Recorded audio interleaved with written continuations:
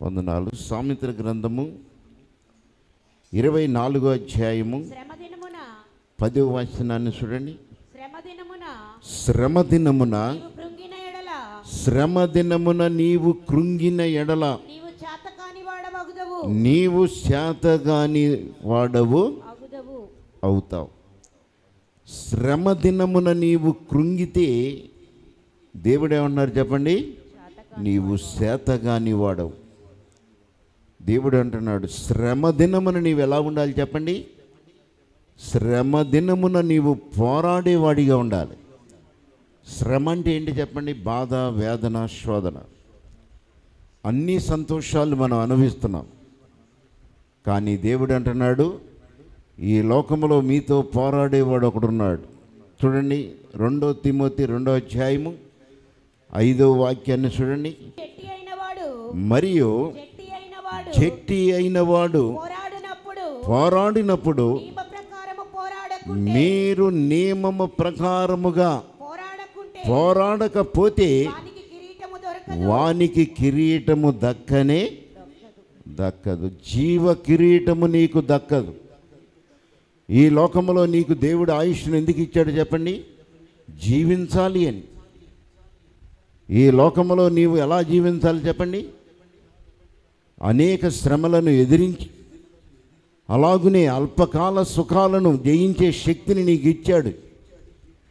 ఈ లోకములో సాతాను అనేకమైన నేత్రాశ, శరీరాశ నీలో కలగజేసి దేవుని సన్నిధికే నిన్ను దూరం చేసిన సాతాను నిన్ను క్షణక్షణము వెంటాడుతూ నిన్ను శోధిస్తుంటే దేవుడు అంటున్నాడు, ఆ శ్రమ దినాన నువ్వు చేతగాని వాడిగా ఉండకూడదు. ఎలా ఉండాలి చెప్పండి? ఆ శ్రమలను జయించి మరలా తిరిగి నీవు నిలబడే శక్తివంతుడిగా నీ జీవాన్ని నీవు పొందుకోవాలి. దేవుడి లోకములో నీవు జీవించటానికి ఆయన నీకు ఆయుష్నిచ్చాడు. త్వరగా చనిపోమని కాదు, నీవు జీవించాలి అని, నీవు ఫలించాలి అని, నీవు అనేక విషయాలలో ఫలభరితంగా ఉండాలని, నీవు అల్పకాల సుఖాలను ఆశించి నీవు శ్రమలకు, వేదనలకు గురి అయి మరణానికి నీవు పాత్రురాలుగా ఉండాలని కాదు. కనుక గట్టి అయిన వాడు పోరాడినప్పుడు నీవు నియమము లేకపోతే నీకు జీవం ఉండదు. ఆ జీవాన్ని నీ అంతట నీవే పోగొట్టుకుంటున్నావు. తిరిగి దేవుడు ఈ రోజున మరలా జీవాన్ని నీకు ఇవ్వటానికి ఏమంటున్నాడు చెప్పండి? ఆయన నీకు తన బలాన్ని ఇవ్వనై ఉన్నాడు. బలాన్ని నీకు ఇవ్వాలి అని ఆయన మరలా నీకు అనేక విషయాల్లో బోధిస్తున్నాడు. కానీ ఆ బోధల్ని వింటలా నువ్వేం చేస్తున్నావు చెప్పండి? ఈ బోధలు నీకు ఎంతో కష్టంగా ఉంటున్నాయి. ఈ మాటలు మరలా నీకు కష్టంగా ఉంటున్నాయి. కానీ నీవు జీవాన్ని పోగొట్టుకుంటున్నావు. ఆ మాటలు నీవు వింటే, ఆయన వాక్యాన్ని నీవు హత్తుకుంటే తిరిగి మరలా నీవు జీవాన్ని పొందుకుంటావు.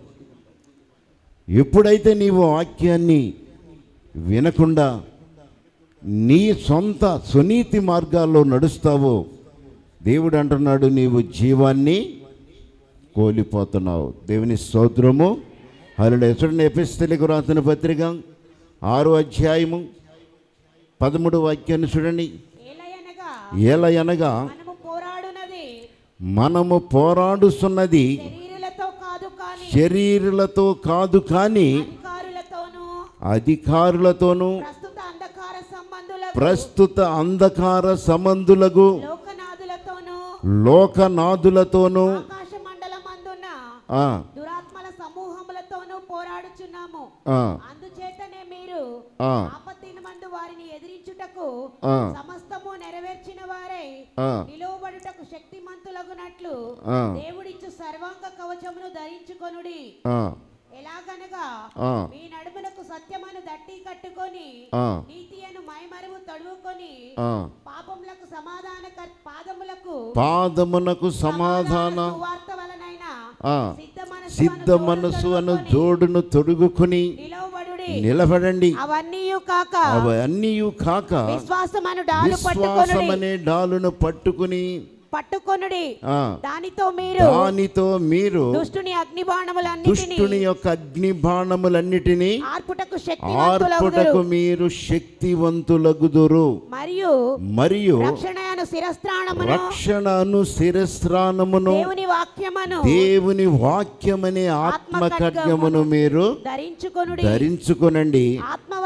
ఆత్మ వలన ప్రతి సమయమందు ప్రతి విధమైన ప్రార్థనలను విజ్ఞాపనలు చేయుచు ఆ విషయమైన సమస్త పరిశుద్ధుల నిమిత్తమును పూర్ణమైన పట్టుదలతో విజ్ఞాపన చేయుచు మెలకువ కలిగి ఉండండి. పట్టుదలగా కలిగి ఉండండి. దేనిలో పట్టుకుంటాం చెప్పండి? ఈ లోకములో ఇంకా అనేక విషయాలలో మనం ఏం పట్టుకుంటాం? ఈ లోకములో ఏవేవో పట్టుకుంటున్నాం. దేవునికి ఇష్టము కాని వాటిని పట్టుకుంటున్నాం. మీ నడుమునకు సత్యమనే దట్టి కట్టుకొనండి. మీ పాదమునకు సమాధానం సువార్త సిద్ధ మనసు అను జోడును తొడుక్కొని నిలబడండి. శ్వాసమనే డాలును కూడా మీరు పట్టుకొనండి. దుష్టుని యొక్క అగ్ని బాణములను ఆర్పుటకు మీరు శక్తివంతులుగా ఉంటారు. ఈ లోకములో దుష్టుణ్ణి ఎదిరించాలి అంటే దేవుడిచ్చే సర్వాంగ కవచము నీకు ఎంతో అవసరము. సర్వాంగ కవచాలు అంటే ఏంటండి అని మనం అడుగుతాం. ప్రార్థన ద్వారా మీరు ఆత్మయందు ఏమన్నారు చెప్పండి? పట్టుదల కలిగి ప్రార్థనలు చేయుచు అన్ని విషయములలో పరిశుద్ధుల విషయములలో సంపూర్ణమైన పట్టుదలతో పరిశుద్ధులతో కలిసి దేవుని మాట విని ఆయన మాటను బట్టి పట్టుదలతో ప్రార్థన చేయండి. సమస్తము దేవుడు మీకు ఏం చేస్తారు చెప్పండి? ఆయన సర్వాంగ కవచము మీకు దర్శింపజేస్తాడు. దేవునికి స్తోత్రము. హల్లెలూయా. అప్పుడు మీరు ఏం చేస్తారు చెప్పండి? దుష్టుని యొక్క అగ్ని బాణములను దుష్టుడి యొక్క తలంపులను మీరు జయించగలుగుతారు. దుష్టుడిని జయించలేని పరిస్థితిలో ఉన్నాము అంటే మన శరీరాశలకు లోబడి ఉన్నాం. మన శరీరానికి రక్షణ అనేది లేనే లేదు. కనుక శరీరానికి రక్షణ లేనప్పుడు, సర్వాంగ కవచము లేనప్పుడు సాతాను నిన్ను ఎక్కడ పడితే అక్కడ గాయాలు చేస్తూనే ఉంటాడు. వ్యాధులు కలుగుతాయి, బాధలు కలుగుతాయి. అలాగని నీకు అనేక సమస్యల్లో నీవు కృంగిపోయే పరిస్థితి కలుగుద్ది. కనుక ఈ సర్వాంగ కవచము నీకుంటే ఏ యొక్క డాలు సాతాను వేసే బాణాలు నీకు ఏ హాని చేయవు. కనుకనే దేవుడు మీరు ఈ లోకములో మీరు దుష్టుణ్ణి ఎదిరించాలి అంటే శక్తివంతులుగా మీరు నిలబడాలి. కనుకనే దేవుడు అంటున్నాడు, శక్తి లేనివారు ఈ లోకములో ఒకవేళ ప్రార్థన చేసినా ఆసక్తి కలిగి గంట సేపు చేయొచ్చు, లేదా సంఘములో కలిసి ప్రార్థనా పూర్వకముగా మీరు ఆత్మపూర్ణులై ఉండొచ్చు. కానీ మీలో దేవుని శక్తి లేకపోతే మీరు ఈ లోకాన్ని జయించలేరు. దేవునికి స్తోత్రము. హల్లెలూయా. లోకాన్ని జయించాలి అంటే మీరు క్రీస్తును ధరించాలి. క్రీస్తు ప్రేమను ధరించండి, ఆయన శక్తిని ధరించండి. అప్పుడు సమస్తము అన్నీ కూడా మీరు ఏం చేస్తారు చెప్పండి? జయించగలుగుతారు. లేదా ఈ లోకములో మీకు అన్నీ అపజయాలే, అన్నీ ఓటములే, ప్రతి విషయాలలో మీకు జీవ కిరీటాన్ని మీరు కోల్పోతున్నారు. న్యాయాధిపతుల కాలంలో చూడండి, 6వ అధ్యాయము 2వ వచనాన్ని చూద్దాం. మిద్యానీయుల చెయ్యి ఇశ్రాయేలీల మీద హెచ్చాయను కనుక వారు మిద్యానీయుల ఎదుట నిలవలేక కొండలోనున్న కొండలలోను వాగులలోను గుహలను దుర్గములను వారు తమకు సిద్ధపరచుకొని ఉన్నారు. మిద్యానీయులు చెయ్యి ఇశ్రాయేలీల మీద హెచ్చాయను కనుక వారు మిద్యానీయుల ఎదుట నిలవలేక కొండలలో గృహలలోను లోయలలో దుర్గములను వారు ఏర్పాటు చేసుకుని ఉన్నారు. మిద్యానీయులు అనగా దేవునికి ప్రజలకు వ్యతిరేకమైన వారు. ఇశ్రాయేలీలు దేవుని చేత ఏర్పాటు కలిగిన బిడ్డలు. దేవుని యొక్క ఆస్తమ వారికి తోడుగా ఉన్నది. కానీ వారికి ఇప్పుడు ఏమొచ్చినాయి చెప్పండి? మిద్యానీయులు చెయ్యి ఇశ్రాయేలీలకు విరోధముగా ఉన్నదంట. విరోధముగా ఉండినప్పుడు వారు ఏం చేస్తున్నారు చెప్పండి? మిద్యానీయులకు భయపడి కొండలలోను గృహలలోను వాగులలో వారు నివాసం ఏర్పాటు చేసుకున్నారు. వారు నివాసాలు విడిచిపెట్టి దేవుడు వారిని ఆశీర్వదించి ఆ పట్టణాన్ని ఆ గ్రామాన్ని వారికి ఆశీర్వాదంగా చేస్తే వారు ఏం చేశారు చెప్పండి? ఇశ్రాయేలీలు దేవుని దృష్టికి పైన ఏమన్నారు చెప్పండి? ఇశ్రాయేలీలు యెహోవా దృష్టికి దోషులైనందున ఏడేండ్లు వారిని మిద్యానీయులకు అప్పగించెను. ఇశ్రాయేలీలను దేవుడు తలగా ఉండాలి అనుకున్నాడు. దేవుని ప్రజలు, దేవుడు ఆశీర్వదించబడిన వారు, దేవుని చేత అభిషేకం పొందినవారు, దేవుడు వారికి తోడుగా ఉండి వారిని తలగా ఉంచాలి అనుకున్నాడు. కానీ వారు ఏం చేశారు చెప్పండి? దేవుని దృష్టికి వారు ద్రోహము చేశారండి. చేయరాని కార్యాలు చేశారు. దేవునికి కోపాన్ని పుట్టించారు. దేవుని సన్నిధిలో కోపం వారి మీదకి రగులుకుంది కనుక దేవుడు ఏం చేశాడు చెప్పండి? వారి శత్రువుల చేతికి వారిని అప్పగించాడు. శత్రువులు వారిని ఏం చేస్తున్నారు చెప్పండి? చిత్రహింసలు చేస్తున్నారు. వారు తినడానికి ఆహారం లేకుండా వీరిని చంపటానికి వారి దండులుగా వచ్చి వీరి మీద పడినప్పుడు వీరేం చేస్తున్నారు చెప్పండి? పారిపోయి కొండలలో గృహలలో వారి నివాసాలు విడిచిపెట్టి దేవుడు వారిని ఆశీర్వదించి ఏ స్థలములో మీకు నేను ఆశీర్వాదంగా ఉంటానో ఈ స్థలములో మీరు నాకు సాక్షులుగా ఉంటారో అని చెప్పి దేవుడు ఆశీర్వదించాడో ఆ స్థలములో నుండి వారు ఏం చేశారు చెప్పండి? పారిపోయి ఎక్కడున్నారు చెప్పండి? కొండలలో గృహలలో లోయలలో దుర్గములుగా వారు ఏర్పాటు చేసుకున్నారంట. వారి నివాసాలు ఎక్కడుండాలి? దేవుని ప్రజలు, దేవుని సొత్తు అయిన ప్రజలు ఎక్కడుండాలి? దేవుడు ఏర్పాటు చేసిన స్థలములో ఉండి దేవుని మహిమపరిస్తే దేవుడు వారికి తోడుగా ఉంటాడు. ఏ వ్యాధి, ఏ శోధన, ఏ అపాయము వారికి రాదు అన్నాడు. కనుక దేవుడు ఏమన్నారు చెప్పండి? నిర్గమకాండములో 15వ అధ్యాయము 26వ వచనం, మీ దేవుడైన యెహోవా వాక్కును శ్రద్ధగా విని ఆయన దృష్టికి న్యాయమైనది మీరు చేసి ఆయన ఆజ్ఞలకు మీరు విధేయులై ఆయన కట్టడలను అనుసరించి నడుచుకునిన ఎడల నేను ఐగుప్తీలకు కలగ చేసిన రోగములలో ఏదియో మీకు రానివ్వను, మిమ్ములను స్వస్థపరిచే యెహోవాను నేనే. దేవుడు అక్కడ ఏమంటున్నారు చెప్పండి?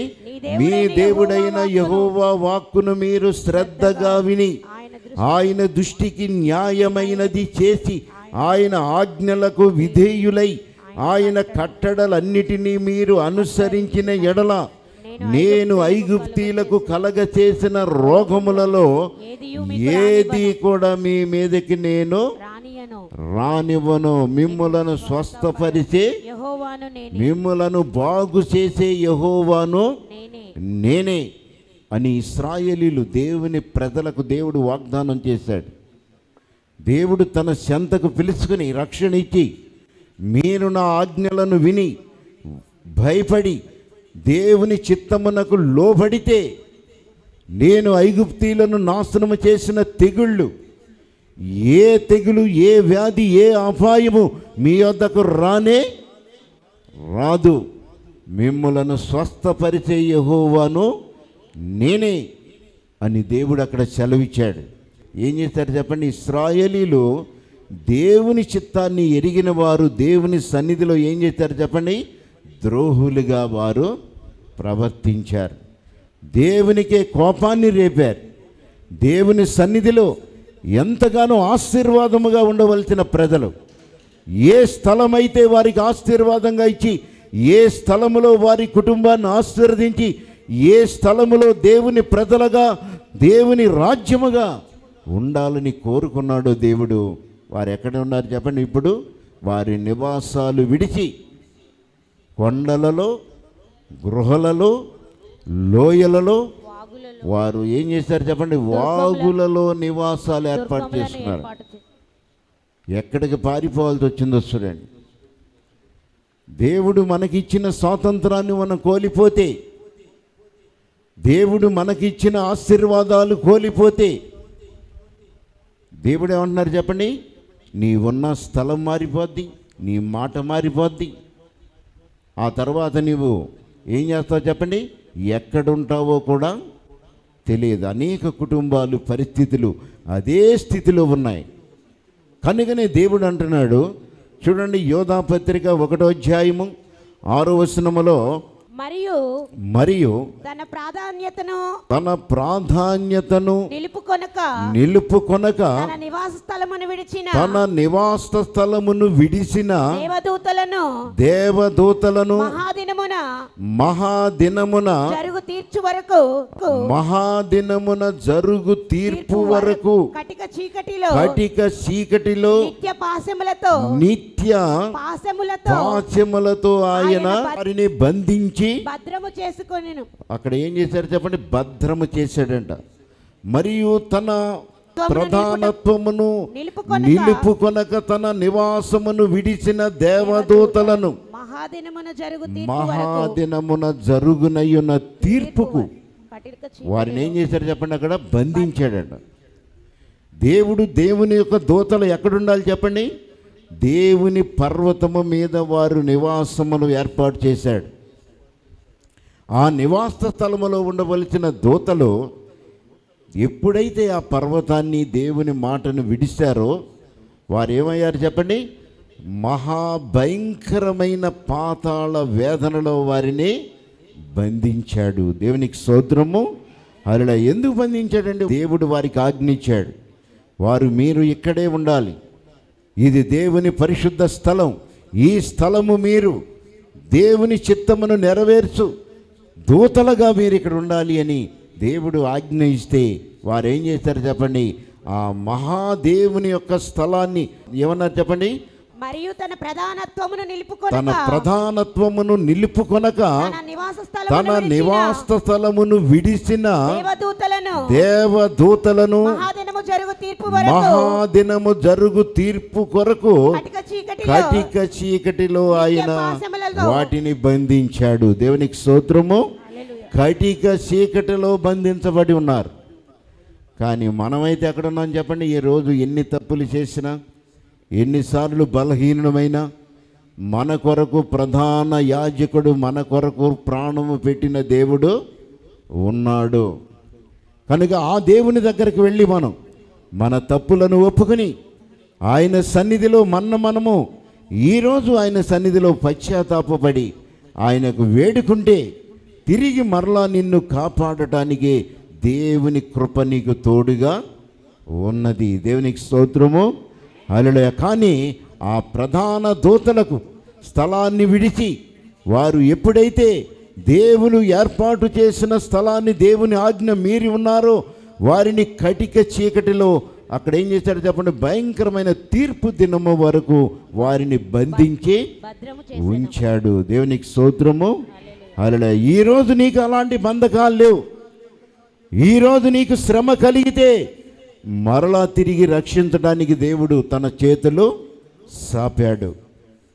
కనుక నీకిచ్చిన స్వాతంత్రం, నీకిచ్చిన అవకాశం, ఈరోజు దేవుడు తన వాక్యాన్ని నీ వద్దకు పంపిస్తున్నాడు. నా ప్రజలు విననొల్లని ప్రజల యొద్దకు దివారాత్రము కూడా నా చేతులు వారి వైపు సాపి ఉన్నాను. కనుక మీరు సిద్ధపడండి, కనుక మీరు నిలబడండి. జట్టి అయిన వాడు పోరాడినప్పుడు నియమము లేకపోతే మీరు జీవాన్నే కోల్పోతారు. దేవుని స్తోత్రము.